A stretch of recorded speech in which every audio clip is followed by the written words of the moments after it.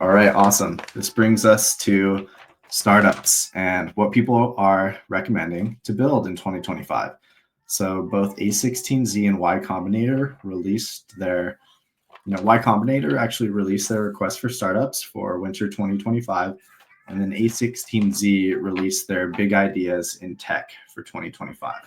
So I can just kind of run through these, and Emmanuel, we can talk about what's interesting. But these are two companies that fund. A16Z is the biggest venture capital firm in the world and fund a lot of the most interesting new innovative companies in the world. Y Combinator is the most successful startup accelerator in the world and focuses a lot on high growth software startups, but also has some moonshots as well, and you know more ambitious projects. And these guys look at companies and pitches every day, and this is what they recommend uh, is going to happen in 2025 and what you should be building in 2025. So if we start with A16Z, first category is American dynamism. So the nuclear resurgence rather. AI data centers will drive unprecedented demand for nuclear power, reviving decommissioned plants and spurring new reactor construction. A lot of talk about this in Europe as well, a lot of talk in Sweden about this. What can happen to lower energy costs and then make manufacturing more viable? The second category under American dynamism, hardware software jobs, growing demand for engineers who can bridge hardware software gaps in manufacturing, robotics, and industrial automation. Number three, the space frontier, as we talked about earlier. I'll try to run through this a little bit quicker so that we don't spend too long. So I'll just kind of rip through this. Second category is bio and health. So anything focused on solving common diseases, health tech democratization. We're seeing, look at what LLMs are doing to health tech. It's making it way easier to get information you need at your fingertips. AI super staffing in the health industry. Third category is consumer, specialized AI video, AI memory banks, personalized knowledge work, qualitative data analysis. Fourth category is crypto, of course, coming from A16Z. These guys are backing crypto. They believe in the blockchain like nobody else. So that's, one of their main focuses. AI wallets, autonomous chatbots focused on decentralized autonomous chatbots that will emerge as independent entities, proof of personhood, crypto app stores. Next category, enterprise fintech, pretty standard stuff. AI native interfaces kind of stands out to me. I definitely think everything's going to be rebuilt with LLMs in mind and AI native functionality in mind. Gaming, of course, gaming just continues to explode. So AI native storytelling, living AI companions, faceless creators.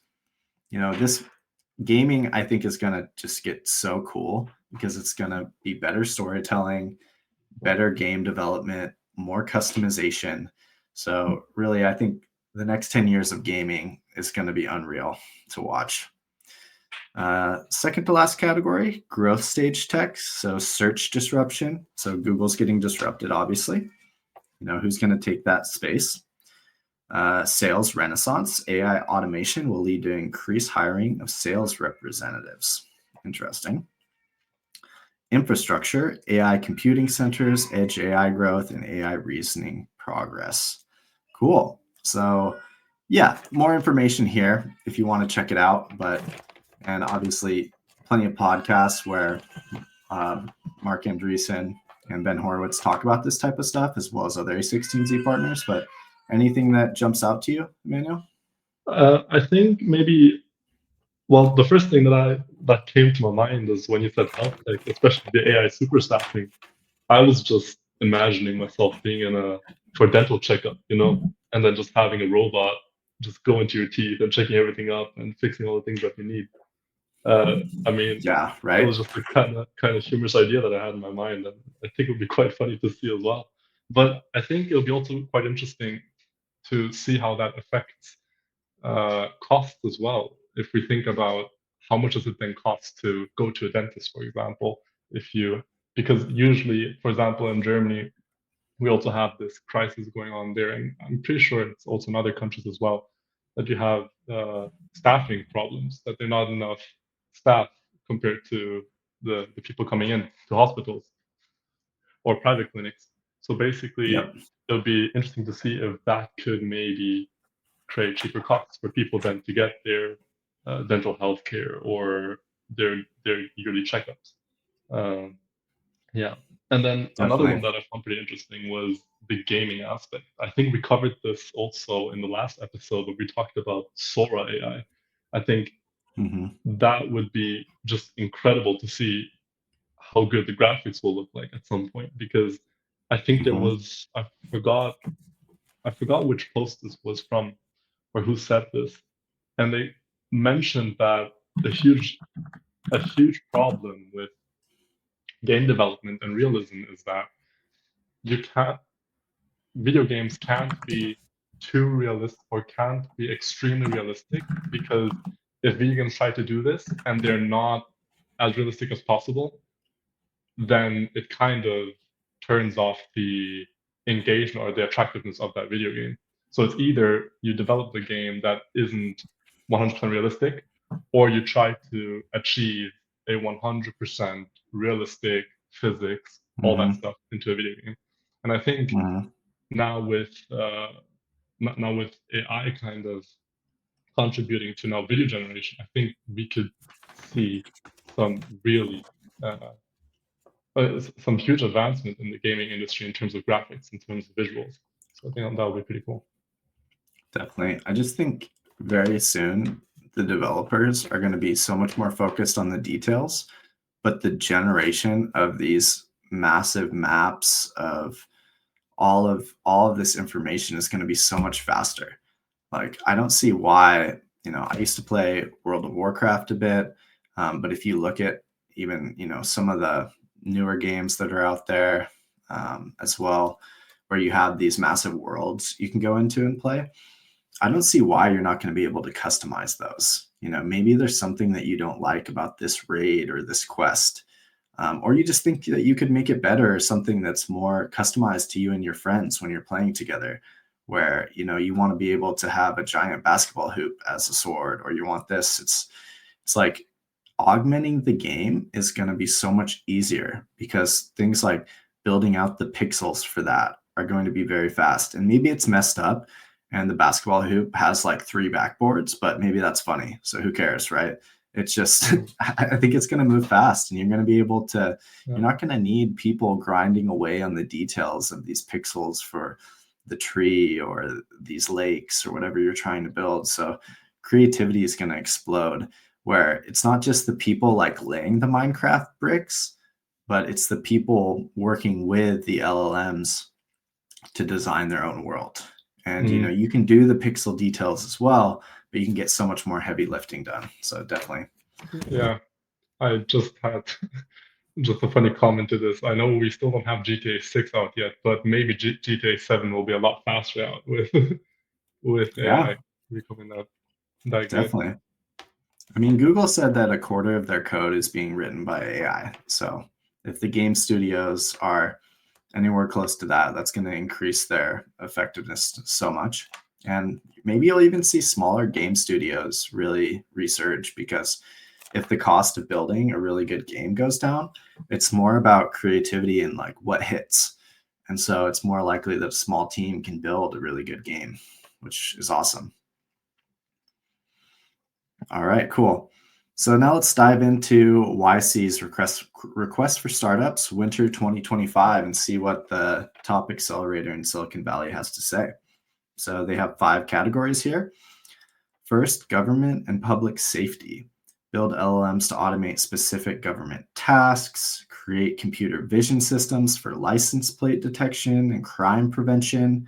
Of course, Silicon Valley is trying to figure out crime prevention because they're just drowning in crime there. Of course, I mean, they got to get it together. You got to get better leadership in San Francisco, that's for sure. Build software that reduces police paperwork time from hours to minutes. Create tools for emergency response coordination and dispatch. Build platforms that help communities and law enforcement communicate effectively. Interesting, they have a whole category on this, specifically like government and crime reduction, but cool to see. Second, manufacturing. Build ML-powered robotic systems that reduce labor costs in U.S. manufacturing. Create automation tools specifically for American factories. Build specialized industrial robots for factory inspection. Develop systems that help manufacturers operate efficiently in U.S. industrial hubs. Third category, chips and engineering.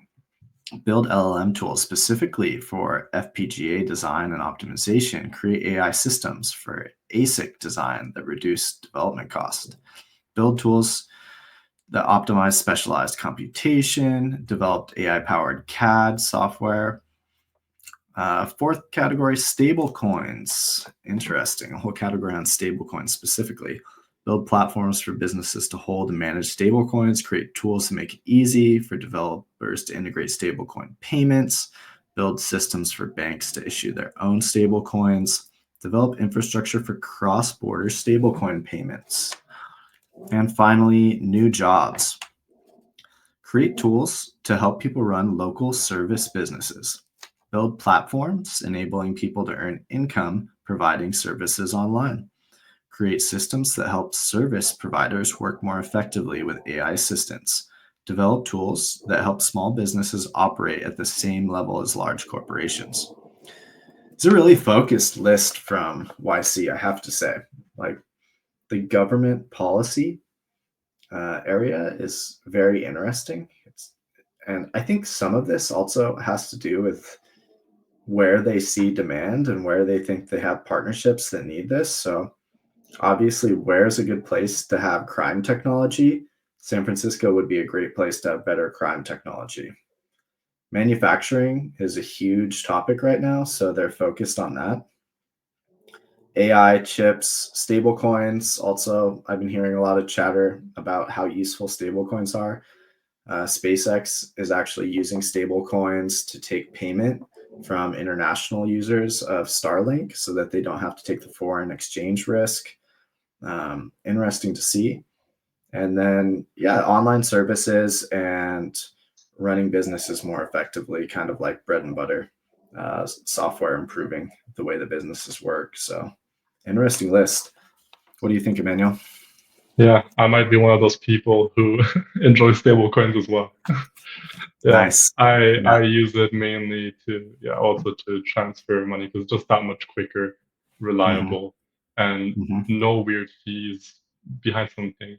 But then at the same time, I wonder because now you have all these other newer payment methods, right? Like Wise, you have Revolut, and they're now making this also a lot more quicker and a lot more easier and faster to receive money, send money, etc. Obviously, it doesn't have that decentralization to it as stablecoins have, but it will be interesting. But for sure, I mean, seeing this expand, I mean, I know about the main stablecoins, for example, that I have sent or received was USDT or USDC, for example.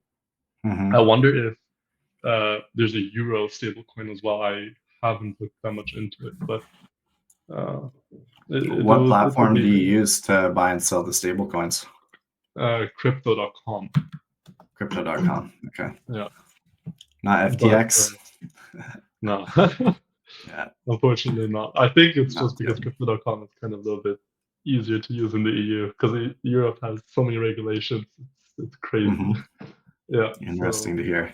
Yeah, that's awesome. No, Wise is definitely really easy, but you know, you're still paying fees on quite a lot of stuff. exactly. So, Yeah, you know, yeah, the stable coins just seem easier.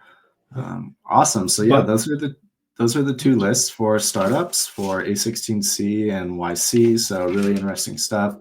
And of course, you can also see the startup directory for YC to see a lot of the companies that they've funded. Great place to get ideas and see what people are building. So highly recommend you stay in the loop on what these guys are doing. Sorry, did you have something to add, Emmanuel? yeah, exactly. But I just adding to what you said before about not Starlink, it's the company called SpaceX Mm-hmm. accepting. Oh yeah, exactly. SpaceX accepting payments via stablecoins for their Starlink for international subscriptions. I actually find that quite interesting, and I would love to see this also become more prominent at other stores.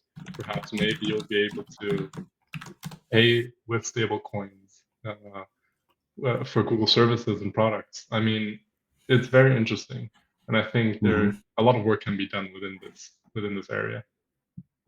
Definitely. There are several Euro stable coins, so both Tether and Circle have a Euro stable coin, Oh, okay. as well as several others. So yeah, really interesting.